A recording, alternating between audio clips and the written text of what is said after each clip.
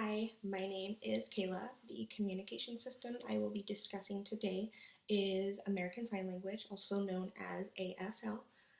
Sign language has been around for centuries. American Sign Language was originated in the 19th century at the American School for the Deaf in Hartford, Connecticut. Since then, it's become a universal means of communication for not only individuals that are deaf, but their family members as well, or any kind of person who wants to translate those kind of things. As an individual who works with those with ASD, this has been a system that I have used quite a bit with some of my clients. Some of the pros to using ASL is that it is universal, so it is everywhere. A lot of people are familiar with it. A lot of individuals can sign back to you, can read it. There are translators. You don't have to carry around a device such as like a PEX binder or even, an iPad with your communication augmented system on there. It's really just with you at all times. Some of the cons to ASL are that though it is widely utilized, not everyone is familiar with it.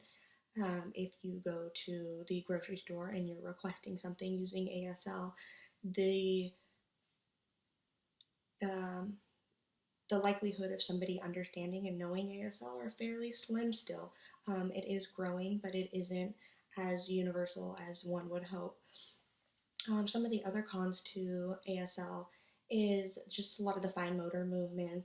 There are a ton of signs that need to be memorized, and so on and so forth. For individuals with ASD, however, it is a choice that some people do use. It is one that I've used quite a bit.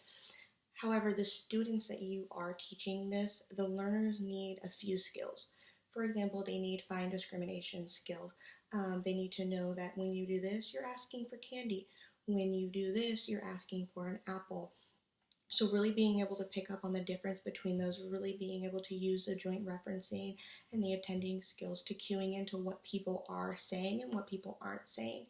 In addition, they need some fine motor skills. So for example, I've had a few clients who don't have those motor skills, and signing for more is more like this, just depending on if they can really demonstrate signing for help, really demonstrate those skills.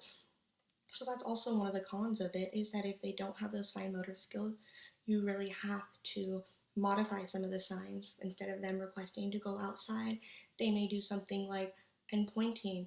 It's just really dependent. So what you run into is if you modify those signs, when you do go out in public and you're requesting things using those signs, if they're modified, it's not universally known. Somebody doesn't know that when you do this, you're asking for an apple versus the regular sign of apple.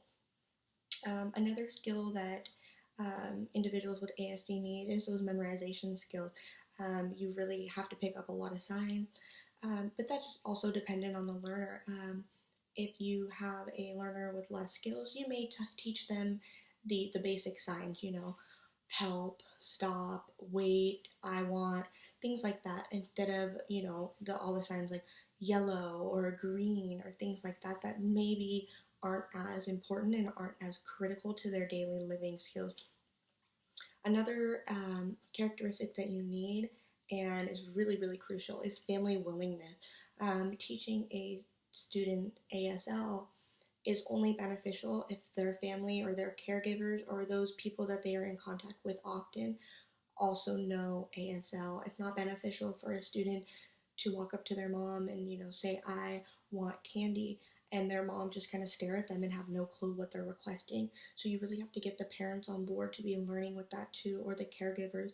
And so it is a communication system that can be used with lots of individuals with ASD. However, they do need some of those skills. They do need to be a little higher functioning with the motor skills and the fine discrimination and the memorization skills to really pick up on those things. But it is beneficial in the long run for them to just kind of have those things that can go everywhere with them, and they can request those kind of things out in the community and have someone be able to deliver those things that they want using American Sign Language. Thank you for listening.